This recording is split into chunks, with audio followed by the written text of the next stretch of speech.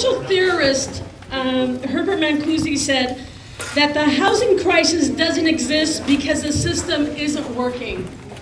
The housing crisis exists because that's the way the system works. So we're here to talk today about how our system is failing us in Berkeley. And talking today are the Berkeley advocates who are on the front line helping people affected by our present system. So we have Stephen Barton, PhD, a former director of the Housing Department and Deputy Director of the Rent Stabilization Program in Berkeley. We have Moni Law, who's an affordable housing activist. We have Rick Lewis, Executive Director of the Bay Area Community Land Trust and former member of the Housing Advisory Commission. We have Austin Pritzkat, President of the Berkeley Student Co-op and member, ASUC Senate. And last but not least, Catherine Haar, Berkeley Tenants Union and a Berkeley Rent Board Commissioner. So without further ado, Stephen Barton.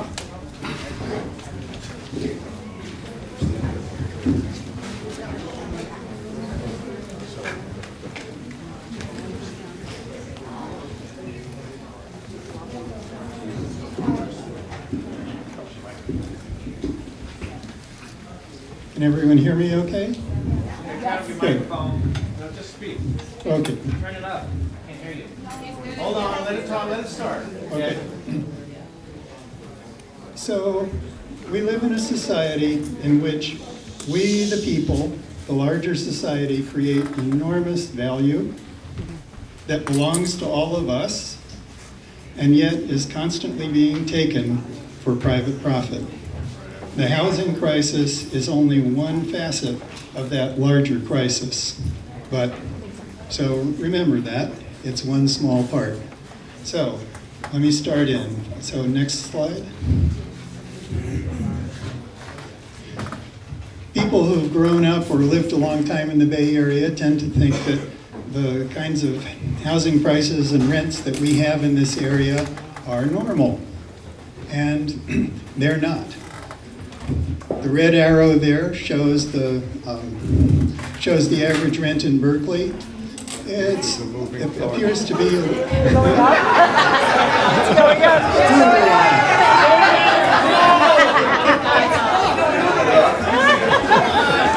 Is that the Berkeley red ceiling?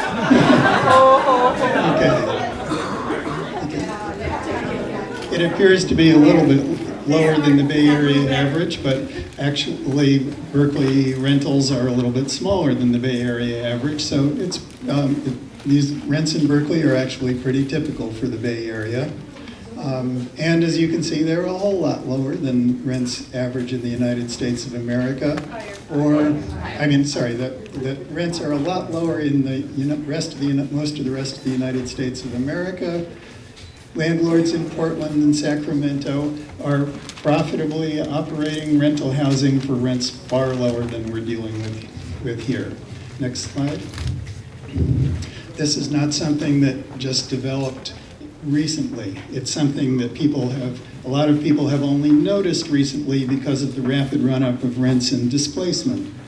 But this chart shows the trend in real rents since 1950. The top line, the solid line, is the San Francisco Bay Area. The bottom line is the average for the United States.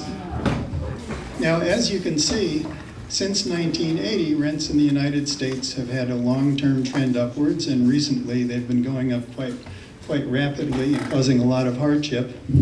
But in the Bay Area, this trend has just been incredible. Berkeley brought in strong rent control in 1980 and managed to miss the first rapid run-up in rents at that time. But then we had vacancy decontrol, as we'll get to. Here's the dot-com boom. And as you can see, the dot-com bust came nowhere near bringing rents back to what they had been. And now we're several years into the next rapid run-up in rents. What is that number? What is our number on the on the left, the number that goes up? So, in 1950 is 1, or 100% if you want to put it that way.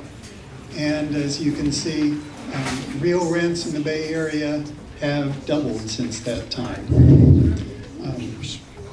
Excuse me, is this based on 1950 numbers? This is, Real dollars. this is based, after the talk, this is real dollars, inflation adjusted. After the talk, I can get into the details if people want. So next slide, please. These rents are absolutely not economically necessary. Our nonprofit housing organizations find that it typically costs them $550 to $750 per unit per month to operate and maintain the housing and provide a reserve set aside for future renovations and provide resident services. Instead, next slide.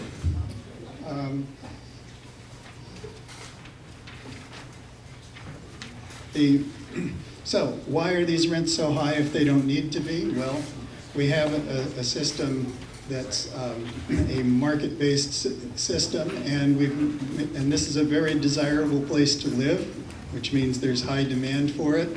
And if you look at what the sources of making it desirable are, natural beauty of the area, diverse creative culture, quality public services, a strong regional economy. A lot of people would say, oh, it's the regional economy. You have all these companies creating jobs here, and that's what does it. But the reason that those companies are here and creating jobs is the diverse creative culture that we have, which gets very little credit. And those companies wouldn't be able to do anything without the public services. On the other side, it's a pretty difficult place to build. A lot of people will argue, oh, let the market go. It's those suburban land use regulations that prevent building apartment buildings. But that's not the sufficient answer. If you take a 50-mile commute radius around downtown San Francisco and draw a circle with that radius of 50 miles, 75% of the area of that circle is the bay, the ocean, or steep hills where it's really expensive to build anything. So you're already starting out with a very constrained land supply. And since much of it is already built on, that means that if you're going to provide more housing, you have to go to higher densities, which means building up. And that's more expensive, as is tearing down what was there in the first place. So it's a tough place to add housing, and the reality is that no matter how much people manage to weaken local land use regulations and get more housing built, I think it's fair to say that the best that could happen would be that the increase would be moderated somewhat. You're never going to be able to build your way out of the high housing costs in the Bay Area. Next slide. So, kind of fundamental point here. A large part of the rent that people pay in this area is an admission charge for the privilege of living here. So, welcome to the Magic Kingdom, everybody. You've paid the admission fee, and then you're going to have to pay it over and over again. Now, the real estate industry knows that that's what this is about. You can't go to a real estate conference without having somebody get up and say, and now I'm going to tell you the 3 main determinants of whether an investment in real estate will go up in value. And it's location, location, location. So the real estate industry loves increases in the value of a location because it doesn't cost them anything. You just do some cosmetic improvements in how things look, and people will pay 50%, 100% more rent. So this is what economists call land rent or location rent, and what it amounts to is windfall profits for real estate investors. So we have a fundamental inequity here, which is that everyone, homeowners and renters alike, contribute to making the Bay Area a desirable place to live. And broadly speaking, Homeowners' contributions are raising property values, including theirs, and renters' contributions are helping raise their rents. They're raising their landlords' property values. Next slide.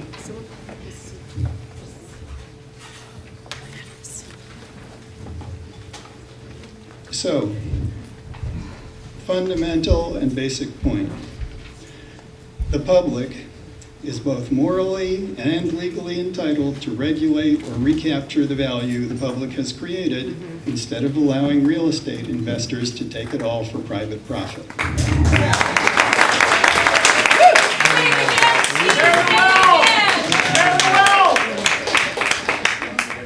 So we done that? So,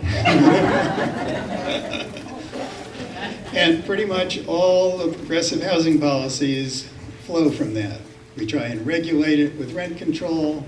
You can tax it with exactions from new development, and something that I'm going to talk about more extensively later, taxes on existing rental housing as its value goes up. And best of all, you can own the land through community land trusts, limited equity co-ops, nonprofit housing organizations. Basically, you can have social ownership of housing. Next slide. So, unfortunately, the state legislature overrode strong rent control. And basically what strong rent control said was, we'll let you as a private for-profit landlord raise the rents as necessary in order to meet your operating costs and maintain the level of profit you had when the rent control system started. But we're not going to let you get windfall profits from rising demand for Berkeley as a location. But unfortunately, that was thrown out. So it still provides absolutely essential protection against displacement, which is extremely important, as all of you know. Housing instability is linked to health and mental health problems and poor school performance, and it's really deleterious to the whole community. Yeah. So let's see what happened with Berkeley rents on the next slide after vacancy decontrol. So this chart starts in 1978, and the dark central line here, it represents what happens if rents simply increase with the rate of inflation. The green line with the circles in it represents the strong rent control period. As you can see, when the tenant slate controlled the rent board, rents followed along slightly below the rate of inflation. When the landlord slate got control of the rent board, rents jumped above the rate of inflation.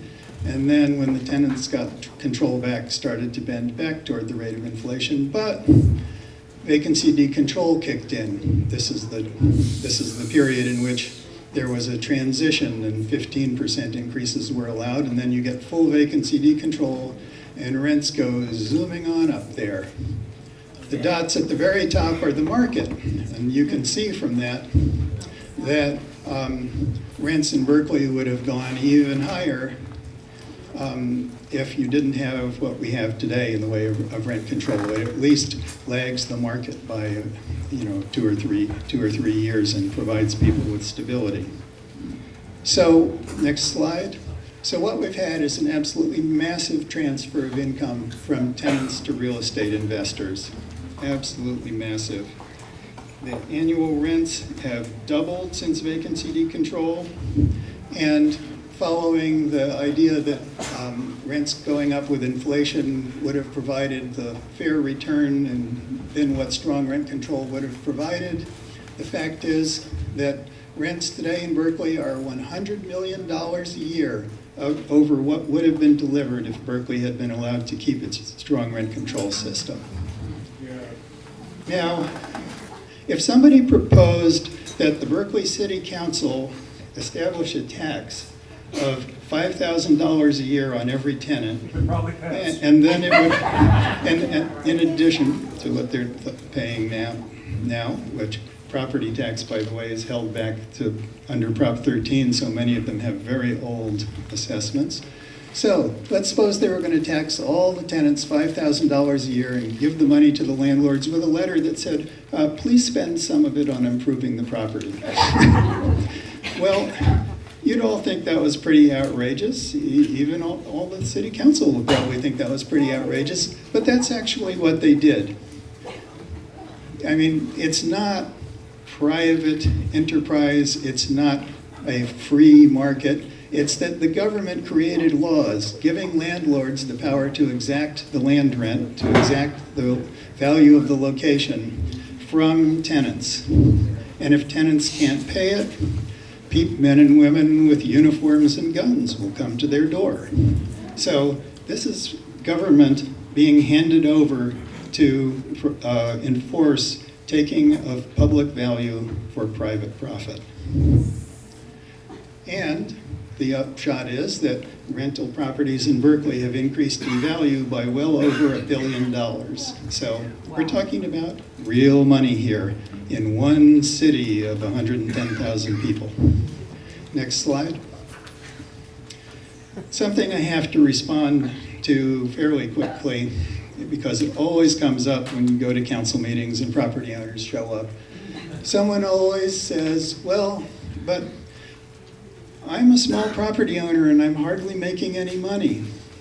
And when you get into it, it usually turns out that they bought the property recently and they paid such a high price that with their mortgage taking almost all the remaining income, yes, they're hardly making any money. But they didn't have to pay that high a price, did they? Of course, in some cases, you talk to them more and it's very sympathetic. It's like, there's no pension systems out there. I thought if I invested and bought property that would give me an income in my retirement. And so we have a larger system that creates desperation in people and then where they feel that in order for them to have a retirement, they need to kick out elderly rent-controlled tenants who are depending on that for their retirement. And no, sorry, that's not the way it works in Berkeley, fortunately, although it does work that way in other communities that don't have rent control. And some long-term owners take the profits and borrow, usually to buy still more rentals and try and grow their grow their little empire.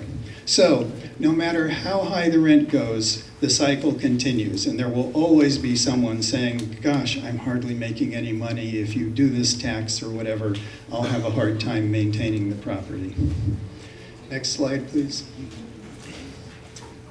So, if you look at Berkeley's affordable housing programs, we've basically got three significant ones. There's about 2,000 old rent-controlled tenants still left, low-income old rent-controlled tenants, and that number is diminishing as those people gradually move out, die off. A large fraction of them are elderly and disabled and holding on for dear life. The Housing Authority provides monthly rental assistance, and the city provides a little shelter plus care for formerly homeless people. And the Housing Authority, by the way, is having a real hard time because with the rents going up rapidly and the allowable rents under the Section 8 program lagging behind the market, landlords are increasingly dropping out of the program. There's a few inclusionary or density bonus units, and then most important, relatively permanent, there are 2,000 subsidized housing units. Next slide. So ultimately, the only solution long-term is socially owned, affordable housing.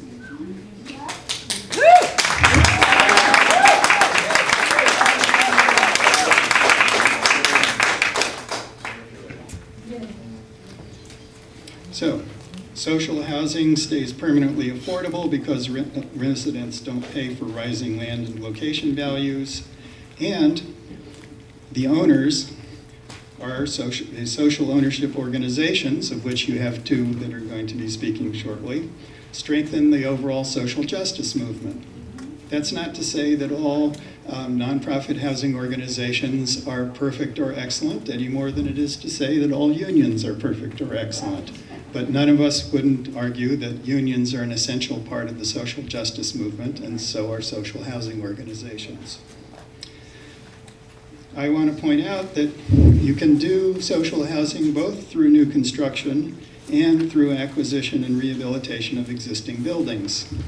There's absolutely no way that the city of Berkeley is going to be able to build enough new affordable housing to provide a decent amount of it.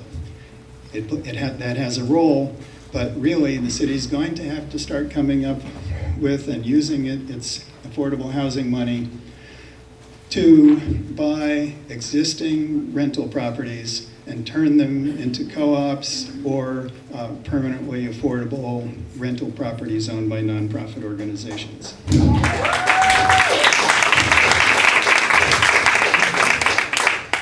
This is expensive. It costs $100,000 per unit. So, in order to create just 2,000 more permanently affordable housing units to replace some of the affordable housing that's being lost as the old rent control tenants move out, we need $10 million a year. Now, let me talk briefly. So next slide. Yeah. What does affordable mean? One of the complaints I often hear is that the so-called affordable housing is not affordable to everyone. And that's absolutely right. The reality is that when you get down to 30% of area median income, which for a two-person household is $22,000 a year, and their affordable rent is $550 a month, that's down to the lowest level in terms of the cost that a nonprofit housing organization typically has in order to operate and maintain the housing and put aside reserves. So there are a lot of people who make less than that. And that means that in addition to taking the housing out of the market and making it more affordable, as long as the society doesn't provide decent minimum incomes for people and a decent minimum wage and raise what people get on SSI for the elderly and disabled, which is like, under $900 a month, then those people are not going to be able to afford even affordable housing without other subsidy. And that's the reality. So that's why it's a broader social movement, because there has to be pressure on the income side as well as on the housing side.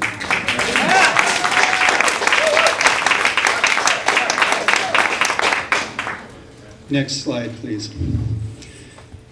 So I'm going to move through this one a little more quickly rather than go through all the details, but my primary activity right now, and one that I hope all of you will support, is to basically create an affordable housing tax on Berkeley's landlords that taps into the windfall profits that they are receiving through rising rents made possible by vacancy decontrol.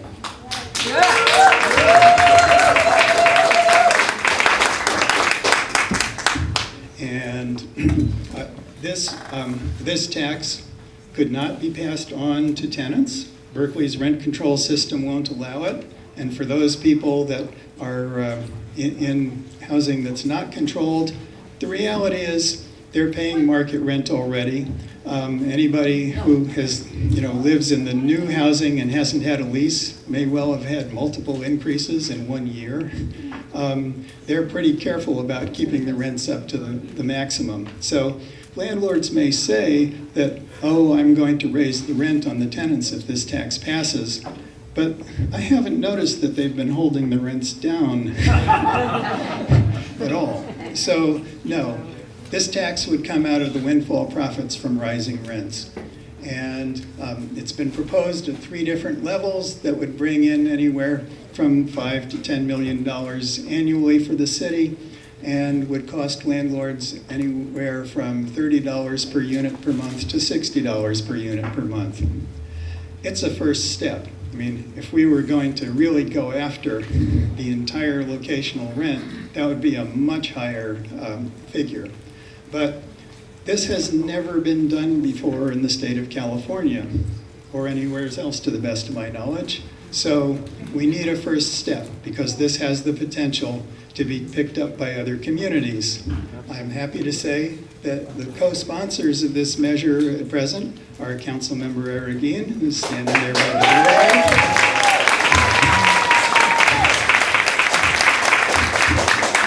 and Councilmember Capitelli, who is himself a small landlord and thus a very effective proponent of this measure. And Councilmember Arreguín and I have been talking to people from other cities, and there's a lot of interest from council members from other cities. So, by the way, if any of you have contacts in other cities, please push those people, because if we can spread out the opposition money to multiple places, it'll be much easier to pass it here. So, next slide, please. Key political considerations. This is a tax on business. It's not a tax on real estate. And so it's possible to pass it as a majority vote tax, which is has much more political chance than a 2/3 tax. California has this weird thing in its constitution due to the anti-tax people that says if you say what you're going to spend the money on, it's a special tax and you have to, and it requires a 2/3 vote. But there is a way around that, which is if you pass the tax by a majority vote at one election, you can come back at the next election and pass a measure that directs where the money goes, also by a majority vote. So my particular strategy that I would love to see used, because nobody has used it in the state of California yet, is pass this thing in the November 2016 general election, and then come back 2 years later and do another majority vote tax saying, let's put all that money into the Housing Trust Fund, and meanwhile, we'll fight to get it into the Housing Trust Fund. Next slide, please. I won't spend a lot of time on it, but we propose to exempt small, low, and moderate income landlords, exempt new construction for the first 10 years, so it can't be said that this will somehow discourage new construction. Exempt units occupied by Section 8 and shelter plus care tenants to encourage landlords to rent to those people, and exempt the income from old rent control units, because of course if a unit is still under old rent control, the landlord is not yet receiving their windfall profits. They will eventually. So the next major area from which we can get money, next slide, is development exactions. Now, the rationale for new market rent housing is that serving higher income tenants reduces demand for existing housing. Now, that is sort of broadly true, but not always. I'm doing some work with the city of East Palo Alto, for example. Next door are the communities, quite exclusive, of Menlo Park and Palo Alto. Menlo Park recently put in the headquarters of Facebook with 3,000 highly paid jobs and graciously agreed to allow 300 apartments to be built in Menlo Park. Now, if they were doing it deliberately, they couldn't do a better job of trying to destroy East Palo Alto, which historically has been a little refuge for of affordable housing for low-income minority people, originally predominantly black, now mixed black and Hispanic. So, yes, we need a whole lot more housing in places that are bringing in tech jobs. But if you look at a particular neighborhood, and originally coming from New York, where a neighborhood planning district is 200,000 people, to me, Berkeley is in some respects a neighborhood. If what happens is that you strengthen the connections to highly paid tech workers and so on in downtown San Francisco so that they start to think of Berkeley as a cool place to live, well, you may well generate so much demand that it totally swamps even the new construction that's being built and starts to spill out onto the rest of the market. So the overall effect might be a very modest moderation of rising rents in San Francisco, but meanwhile, drastic increases in rents in Berkeley. So, other caution, of course, as the sites get bought for for-profit projects, there's less land available for nonprofit housing. And a number of these projects involve demolition of existing housing, something that I'm sure Kathy Har will talk about. So, next slide. So, just quickly, I want to say that I've heard a lot of people saying that we need to get inclusionary units in all of this housing instead of fees for the city. I don't think that it's automatic one way or the other.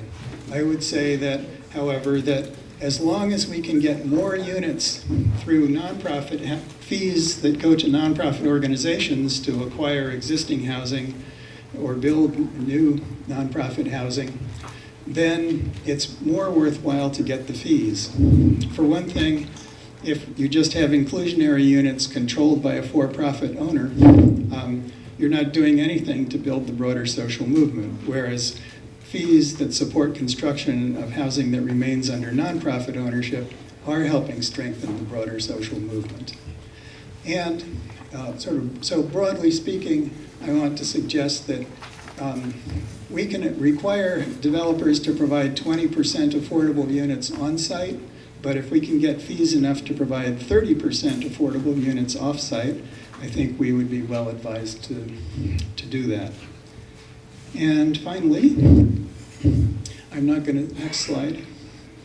I'm not going to say very much about preservation of existing housing because I'm sure that Kathy Har will have a lot to say about that, but I want to say that a lot of work needs to be done on that, and I particularly want to commend Councilmember Aragine's proposal to upgrade code enforcement in the city from just responding to complaints to cyclical inspection of all the units.